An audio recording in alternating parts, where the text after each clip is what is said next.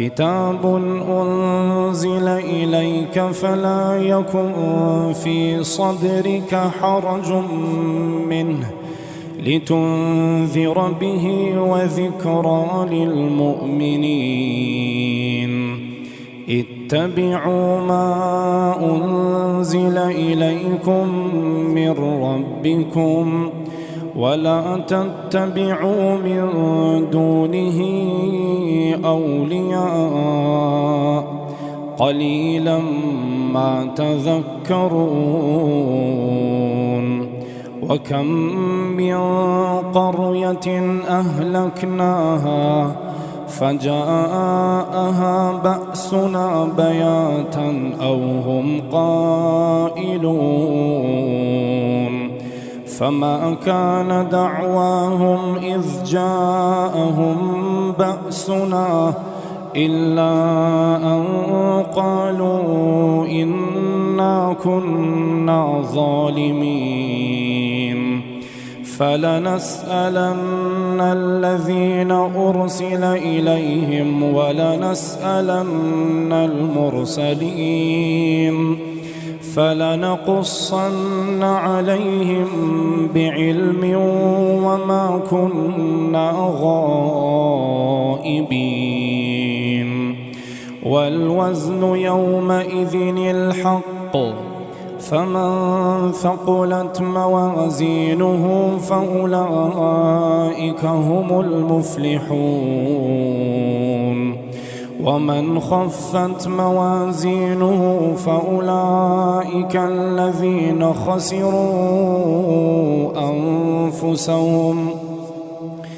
خسروا أنفسهم بما كانوا بآياتنا يظلمون ولقد مكناكم في الأرض وجعلنا لكم فيها معايش قليلا ما تشكرون ولقد خلقناكم ثم صورناكم ثم قلنا للملائكة اسجدوا لآدم فسجدوا إلا إبليس لم يكن من الساجدين قال ما منعك ألا تسجد إذ أمرتك قال أنا خير منه خلقتني من نار وخلقته من طين قال فاهبط منها فما يكون لك أن تتكبر فيها فاخرج إنك من الصاغرين قال أنظرني إلى يوم يبعثون قال إنك من المنظرين قال فبما أغويتني لأقعدن لهم صراطك المستقيم ثم لآتينهم من بين أيديهم ومن خلفهم وعن أيمانهم وعن شمائلهم ولا تجد أكثرهم شاكرين قال اخرج منها مذءوما مدحورا لمن تبعك منهم لأملأن جهنم منكم أجمعين ويا آدم اسكن أنت وزوجك الجنة فكلا من حيث شئتما ولا تقربا هذه الشجرة فتكونا من الظالمين فوسوس لهما الشيطان ليبدي لهما ما وري عنهما من سوآتهما وقال ما نهاكما ربكما عن هذه الشجرة إلا أن تكونا ملكين أو تكونا من الخالدين وقاسمهما إني لكما لمن الناصحين فدلاهما بغرور فلما ذاقا الشجرة بدت لهما سوآتهما وطفقا يخصفان عليهما من ورق الجنة وناداهما ربهما ألم أنهكما عن تلكما الشجرة وأقل لكما إن الشيطان لكما عدو مبين قال ربنا ظلمنا أنفسنا وإن لم تغفر لنا وترحمنا لنكونن من الخاسرين قال اهبطوا بعضكم لبعض عدو ولكم في الأرض مستقر ومتاع إلى حين قال فيها تحيون وفيها تموتون ومنها تخرجون يا بني آدم قد أنزلنا عليكم لباسا يواري سوآتكم وريشا ولباس التقوى ذلك خير ذلك من آيات الله لعلهم يذكرون يا بني آدم لا يفتننكم الشيطان يا بني آدم لا يفتننكم الشيطان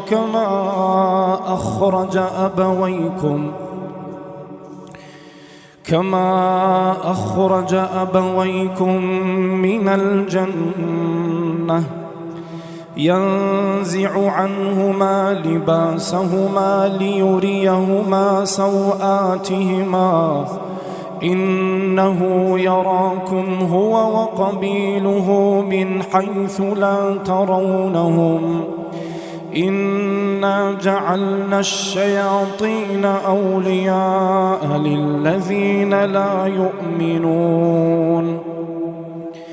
وإذا فعلوا فاحشة قالوا وجدنا عليها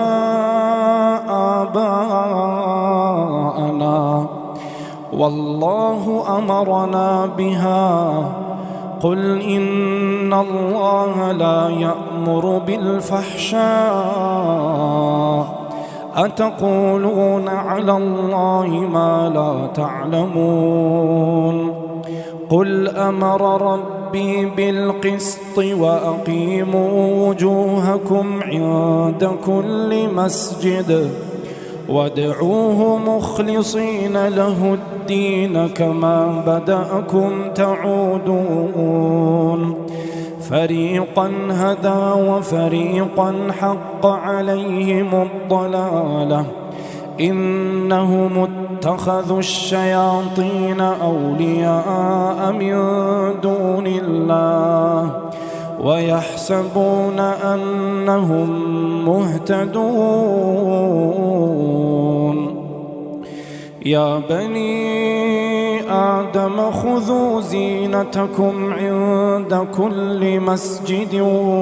وكلوا واشربوا ولا تسرفوا إنه لا يحب المسرفين قل من حرم زينة الله التي أخرج لعباده الطيبات من الرزق قل هي للذين آمنوا في الحياة الدنيا خالصة يوم القيامة كذلك نفصل الآيات لقوم يعلمون قل إنما حرم ربي الفواحش ما ظهر منها وما بطن والإثم والبغي بغير الحق وأن تشركوا بالله ما لم ينزل به سلطانا وأن تقولوا على الله ما لا تعلمون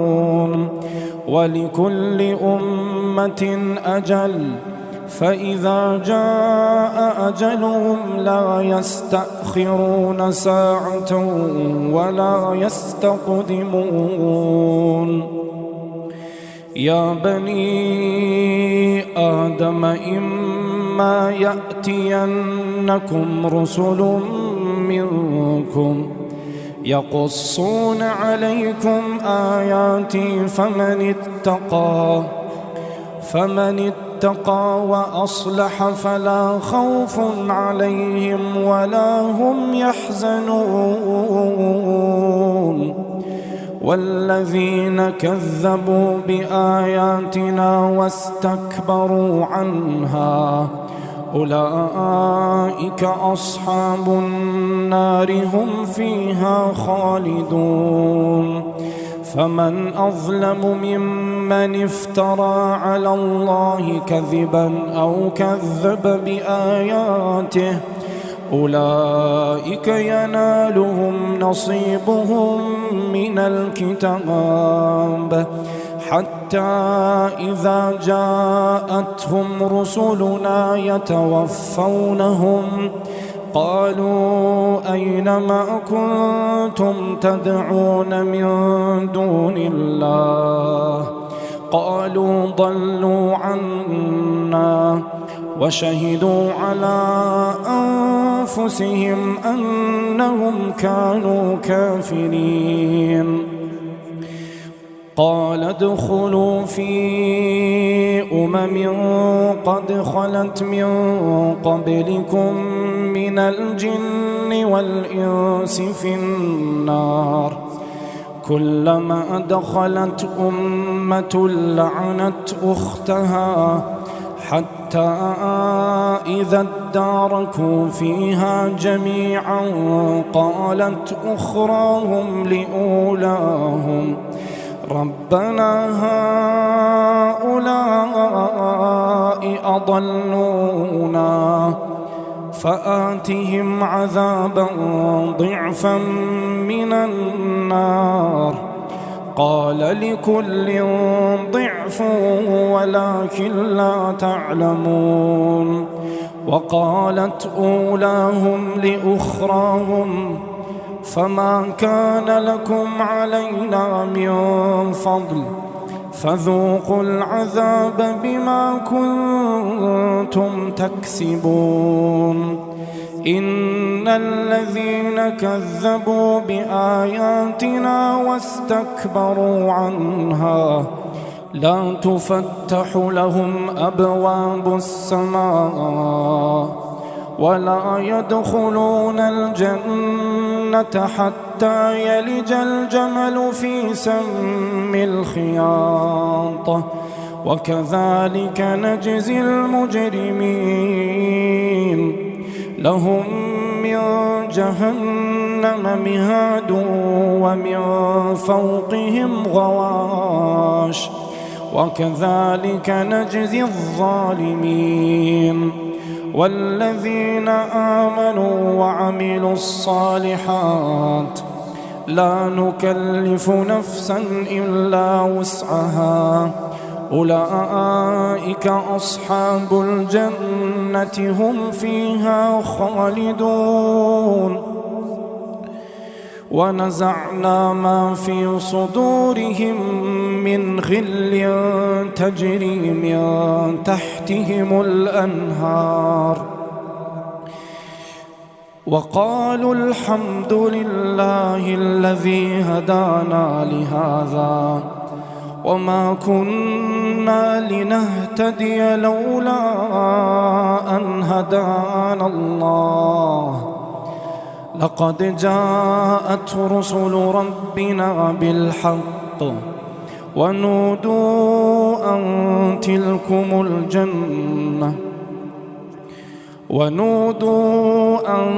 تلكم الجنة أورثتموها بما كنتم تعملون ونادى أصحاب الجنة أصحاب النار أن قد وجدنا ما وعدنا ربنا حقا فهل وجدتم ما وعد ربكم حقا قالوا نعم فهل وجدتم ما وعد ربكم حقا قالوا نعم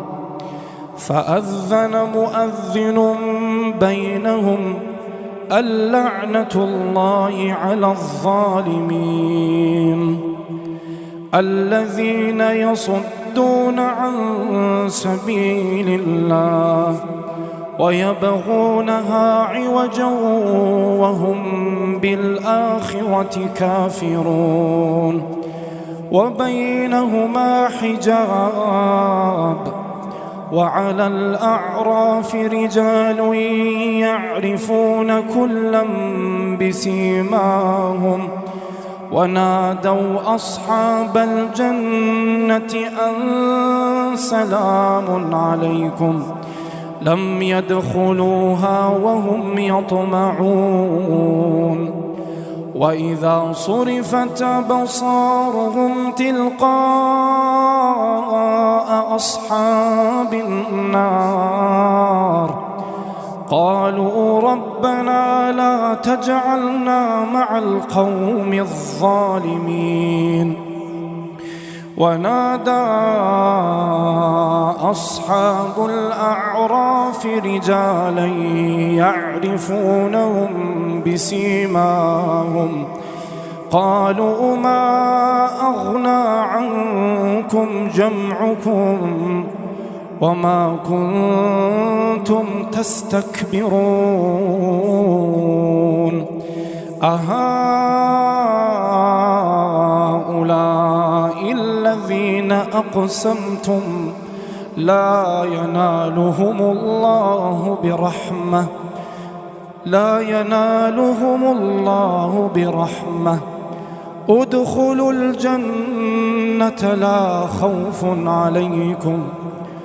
ادخلوا الجنة لا خوف عليكم ولا أنتم تحزنون ونادى أصحاب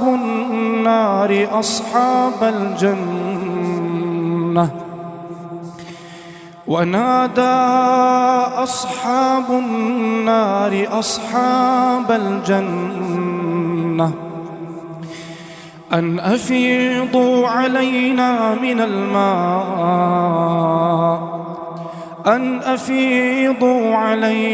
من الماء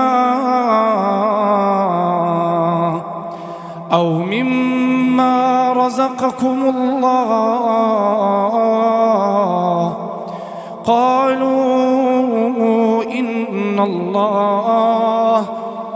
قالوا إن الله حرمهما على الكافرين الذين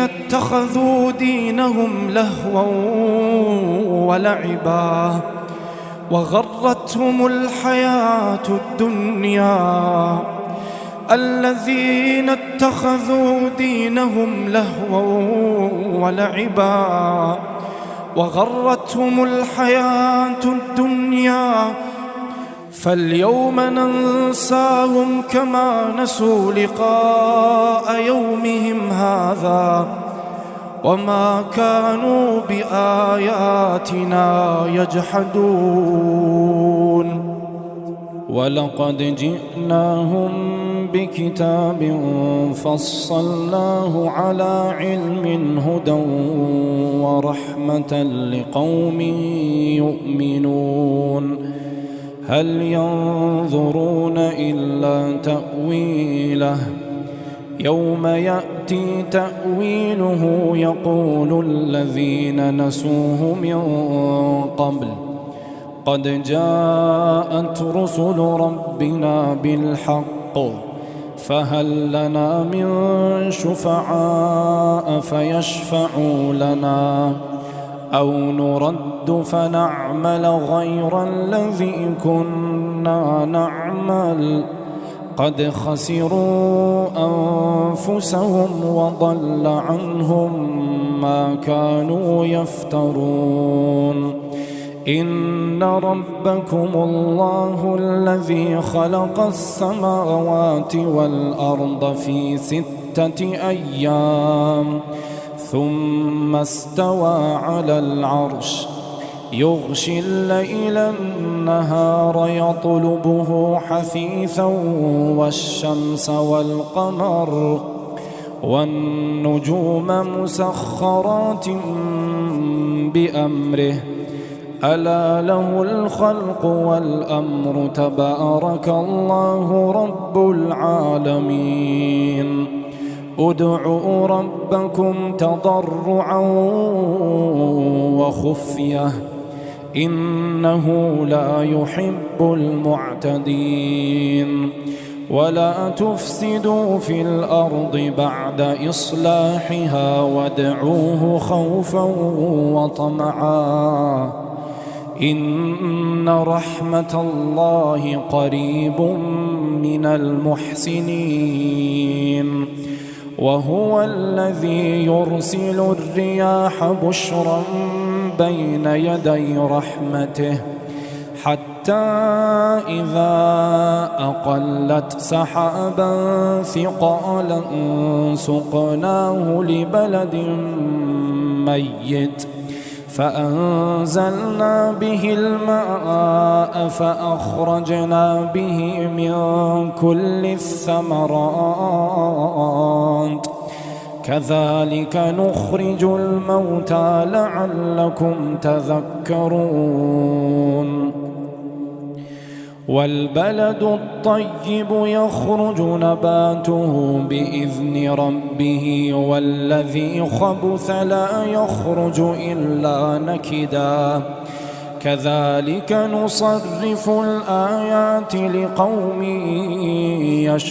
يشكرون. لقد أرسلنا نوحا إلى قومه فقال يا قوم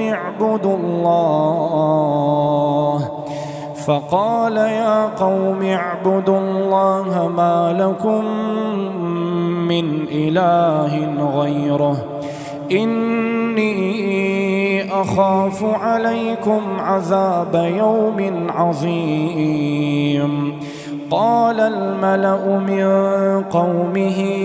إنا لنراك في ضلال مبين.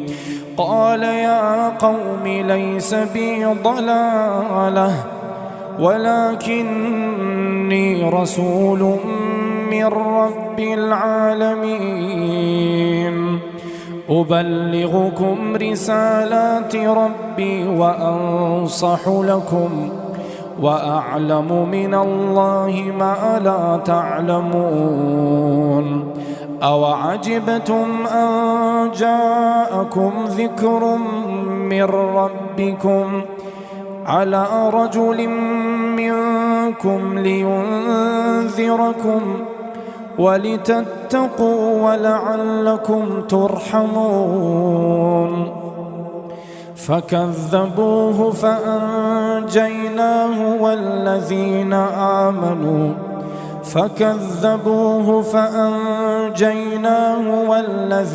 معه في الفلك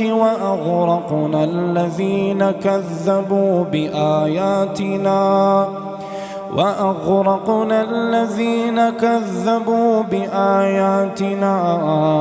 إنهم كانوا قوما عمين. وإلى عاد أخاهم هودا قال يا قوم اعبدوا الله ما لكم من إله غيره أفلا تتقون. قال الملأ الذين كفروا من قومه إنا لنراك في سفاهة وإنا لنظنك من الكاذبين.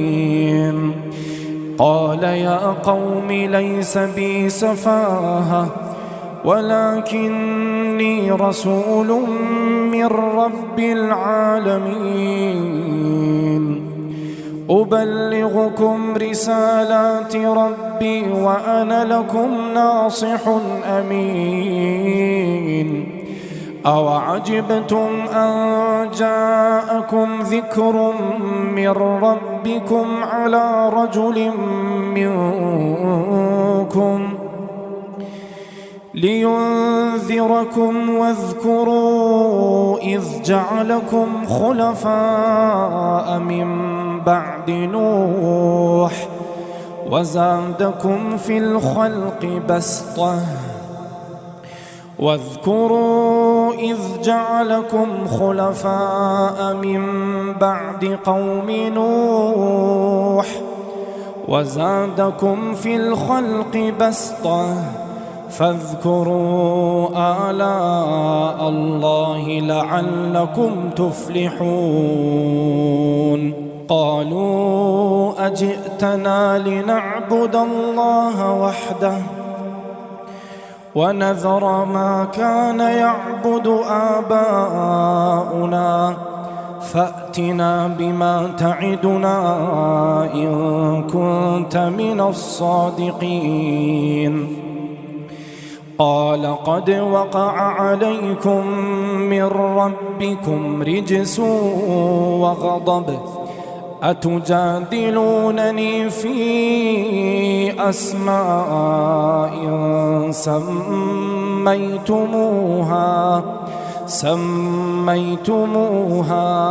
أنتم وآباؤكم ما نزل الله بها من سلطان فانتظروا إني معكم من المنتظرين. فأنجيناه والذين معه برحمة منا وقطعنا دابر الذين كذبوا بآياتنا وما كانوا مؤمنين. وإلى ثمود أخاهم صالحا قال يا قوم اعبدوا الله ما لكم من إله غيره قد جاءتكم بينة من ربكم هذه ناقة الله لكم آية فذروها تأكل في أرض الله ولا تمسوها بسوء فيأخذكم عذاب أليم. واذكروا إذ جعلكم خلفاء من بعد عاد وبوأكم في الأرض تتخذون من سهولها قصورا وتنحتون الجبال بيوتا فاذكروا آلاء الله ولا تعثوا في الأرض مفسدين. قال الملأ الذين استكبروا من قومه للذين استضعفوا لمن آمن منهم أتعلمون أن صالحا مرسل من ربه قالوا إنا بما أرسل به مؤمنون قال الذين استكبروا إنا بالذي آمنتم به كافرون فعقروا الناقة وعتوا عن أمر ربهم وقالوا يا صالح ائتنا بما تعدنا إن كنت من المرسلين فأخذتهم الرجفة فأصبحوا في دارهم جاثمين فتولى عنهم وقال يا قوم لقد أبلغتكم رسالة ربي ونصحت لكم ولكن لا تحبون الناصحين ولوطا إذ قال لقومه أتأتون الفاحشة ما سبقكم بها من أحد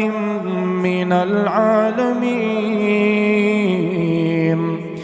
إنكم لتأتون الرجال شهوة من دون النساء بل أنتم قوم مسرفون وما كان جواب قومه إلا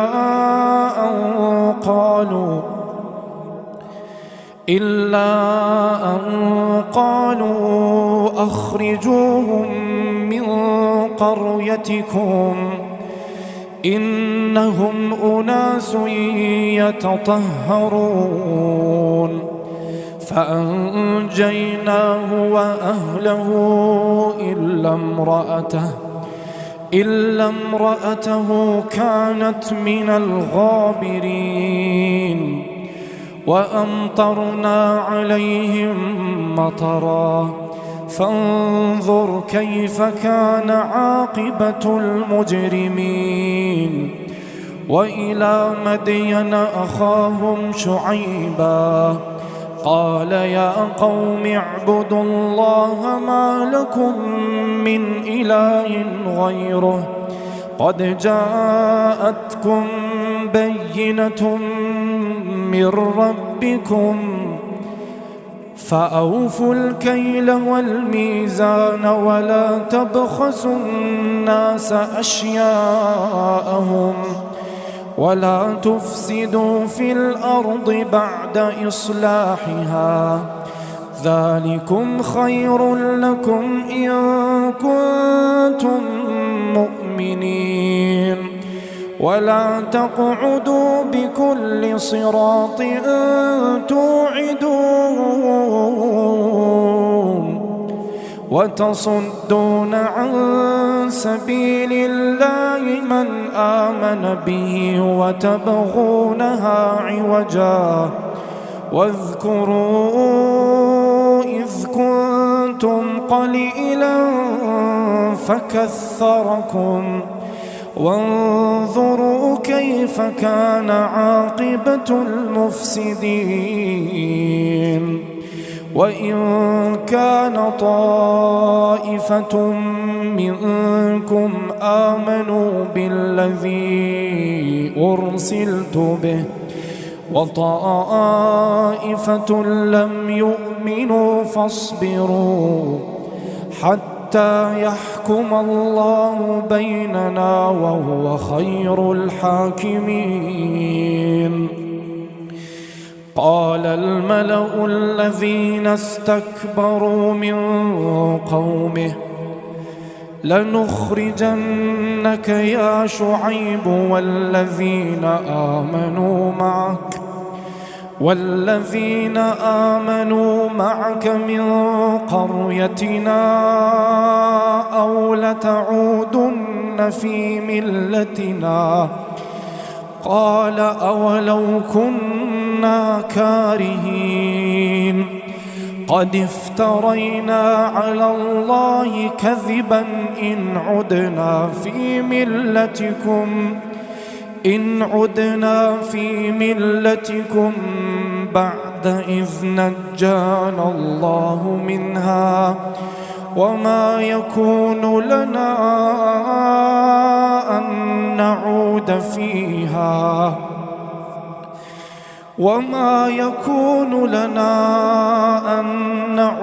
فيها إلا أن يشاء الله ربنا وسع ربنا كل شيء علما على الله توكلنا ربنا افتح بيننا وبين قومنا بالحق وأنت خير الفاتحين. وقال الملأ الذين كفروا من قومه لئن اتبعتم شعيبا إنكم إذا لخاسرون فأخذتهم الرجفة فأصبحوا في دارهم جاثمين. الذين كذبوا شعيبا كأن لم يغنوا فيها الذين كذبوا شعيبا كانوا هم الخاسرين. فتولى عنهم وقال يا قوم لقد أبلغتكم رسالات ربي ونصحت لكم فكيف آسى على قوم كافرين. وما أرسلنا في قرية من نبي إلا أخذنا أهلها بالبأساء والضراء لعلهم يضرعون ثم بدلنا مكان السيئة الحسنة حتى عفوا وقالوا قد مس آباءنا الضراء والسراء فأخذناهم بغتة وهم لا يشعرون. ولو أن أهل القرى آمنوا واتقوا لفتحنا عليهم بركات من السماء والأرض ولكن كذبوا فأخذناهم بما كانوا يكسبون. أفأمن أهل القرى أن يأتيهم بأسنا بياتا وهم نائمون. أفأمن أهل القرى أن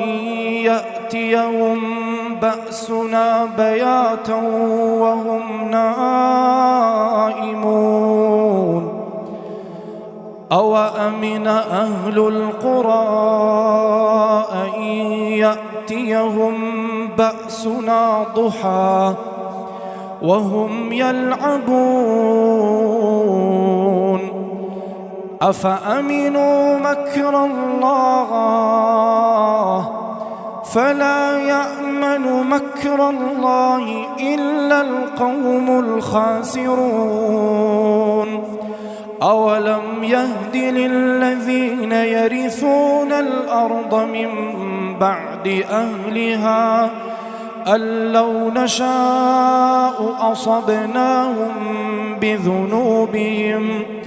ونطبع على قلوبهم فهم لا يسمعون. تلك القرى نقص عليك من أنبائها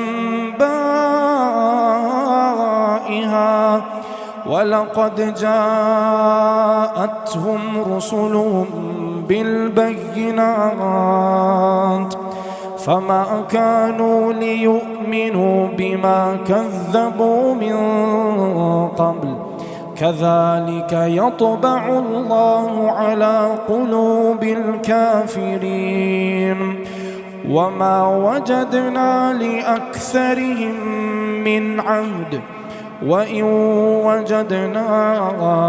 أكثرهم لفاسقين ثم بعثنا من بعدهم موسى بآياتنا إلى فرعون وملئه فظلموا بها فانظر كيف كان عاقبة المفسدين وقال موسى يا فرعون إني رسول من رب العالمين حقيق على ألا أقول على الله إلا الحق قد جئتكم ببينة من ربكم فأرسل معي بني إسرائيل قال إن كنت جئت بآية فأت بها إن كنت من الصادقين فألقى عصاه فإذا هي ثعبان مبين ونزع يده فإذا هي بيضاء للناظرين قال الملأ من قوم فرعون إن هذا لساحر عليم يريد أن يخرجكم من أرضكم فماذا تأمرون قالوا أرجه وأخاه وأرسل في المدائن حاشرين يأتوك بكل ساحر عليم وجاء السحرة فرعون قالوا إن لنا لأجرا إن كنا نحن الغالبين قال نعم وإنكم لمن المقربين قالوا يا موسى إما أن تلقي وإما أن نكون نحن الملقين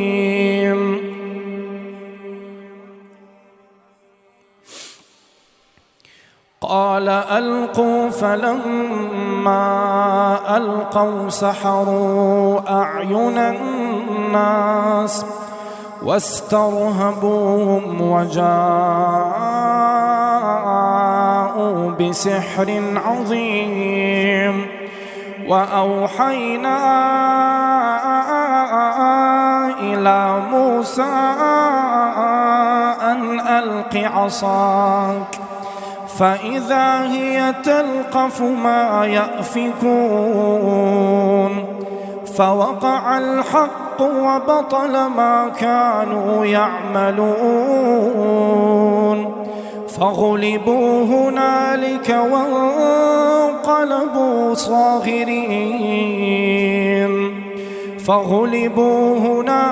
وانقلبوا صاغرين وألقي السحرة ساجدين قالوا آمنا برب العالمين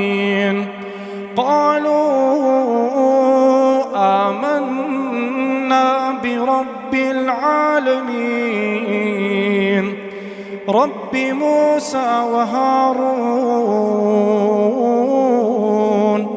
قال فرعون آمنتم به قبل أن آذن لكم إن هذا لمكر مكرتموه في المدينة لتخرجوا منها أهلها فسوف تعلمون لأقطعن أيديكم وأرجلكم من خلاف ثم لأصلبنكم أجمعين قالوا إنا إلى ربنا منقلبون قالوا إنا إلى ربنا منقلبون وما تنقم منا إلا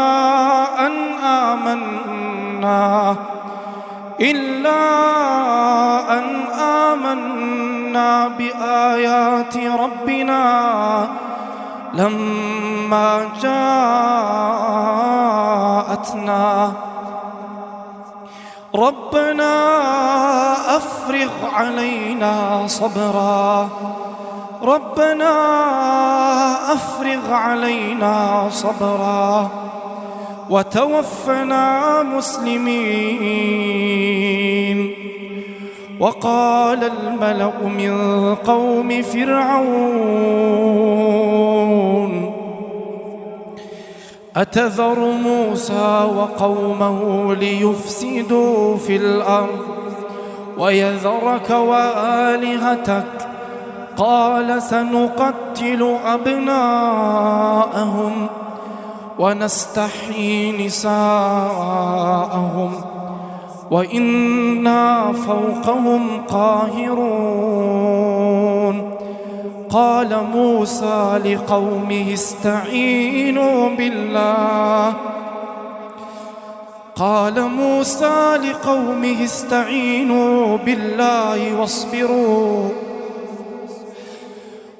موسى لقومه استعينوا بالله واصبروا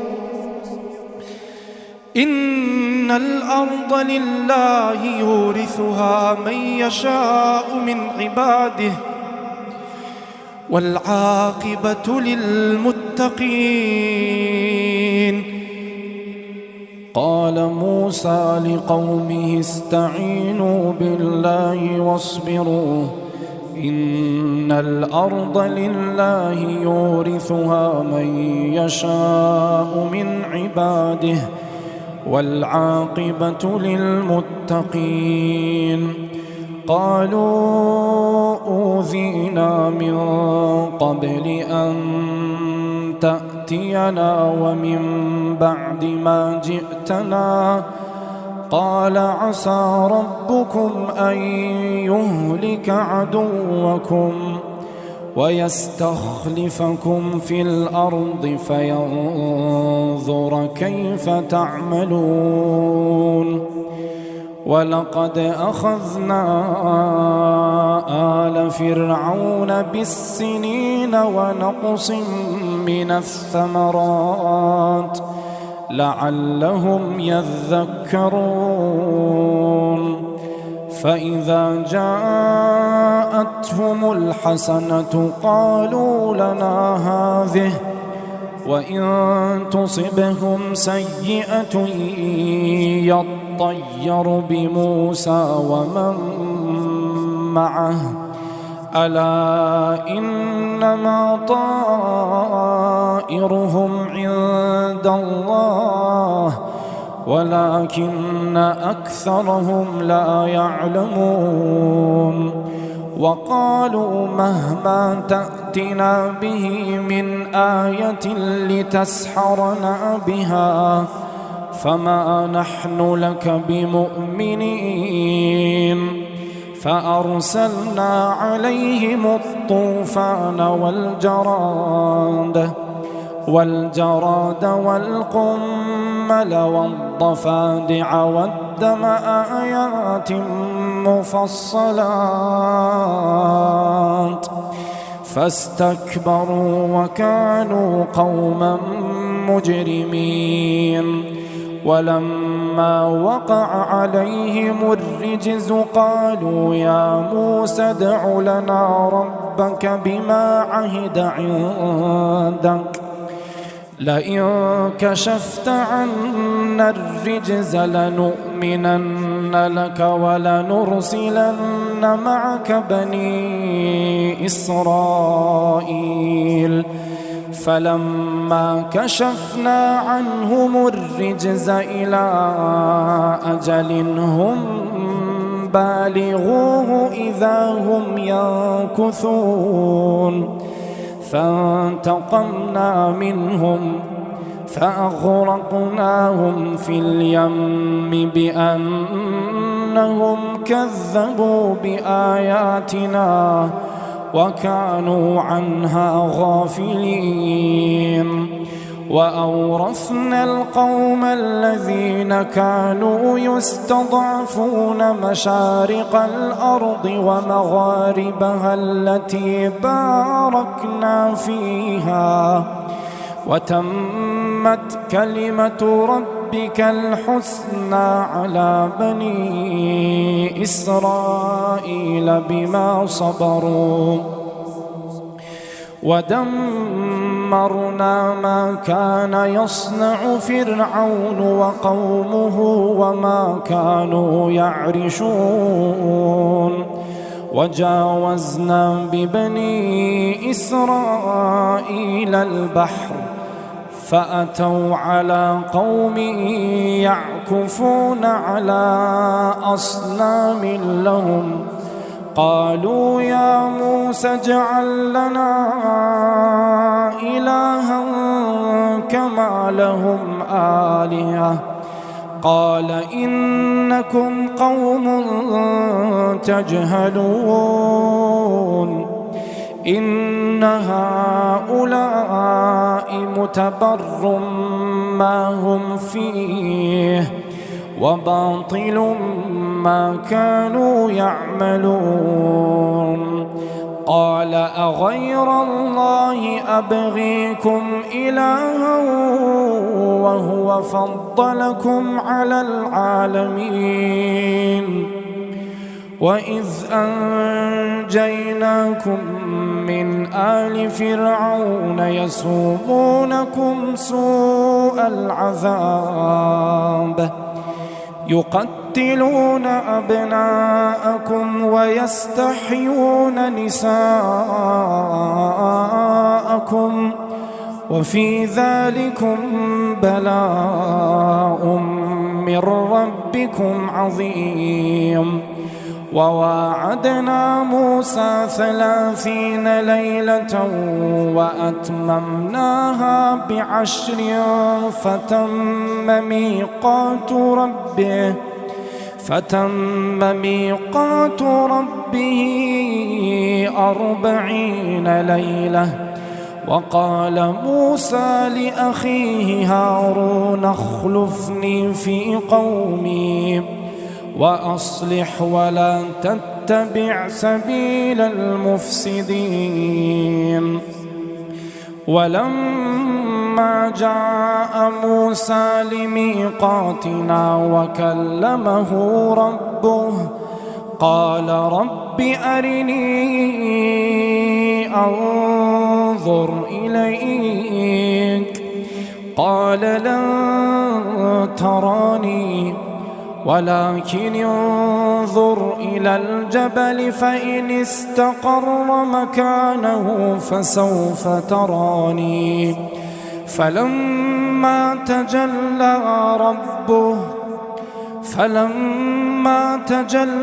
ربه للجبل جعله دكا وخر موسى صعقا فلما أفاق قال سبحانك تبت إليك وأنا أول المؤمنين قال يا موسى إني اصطفيتك على الناس برسالاتي وبكلامي فخذ ما آتيتك وكن من الشاكرين. وكتبنا له في الألواح من كل شيء موعظة وتفصيلا لكل شيء فخذها بقوة وأمر قومك يأخذوا بأحسنها سأريكم دار الفاسقين. سأصرف عن آياتي الذين يتكبرون في الأرض بغير الحق وإن يروا كل آية لا يؤمنوا بها وإن يروا سبيل الرشد لا يتخذوه سبيلا وإن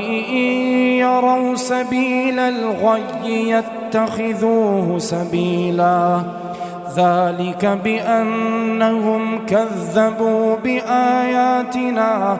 وكانوا عنها غافلين. والذين كذبوا بآياتنا ولقاء الآخرة حبطت أعمالهم هل يجزون إلا ما كانوا يعملون. واتخذ قوم موسى من بعده من حليهم عجلا جسدا له خوار ألم يروا أنه لا يكلمهم ولا يهديهم سبيلا اتخذوه وكانوا ظالمين. ولما سقط في أيديهم ورأوا أنهم قد ضلوا قالوا لئن لم يرحمنا ربنا